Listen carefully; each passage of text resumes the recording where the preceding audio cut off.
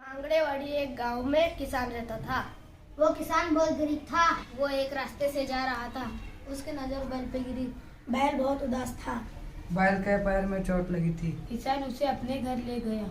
इसकी मरहम पट्टी की। कुछ दिनों बाद इसका जख्म सूख गया। किसान ने उसका नाम सुंदर रखा। वो अभी छोटा था, धीरे धीरे वो बड़ा हो गया। किसान को एक दिन खबर मिली कि पड़ोस के गांव में बैल के दौड़ का मुकाबला होने वाला है। किसान ने सोचा कि मैं भी उस दौड़ में हिस्सा लूंगा, क्योंकि इस दौड़ में जीतने वाले को 5 लाख रुपए इनाम था। किसान और सुंदर इस मुकाबले में चले गए।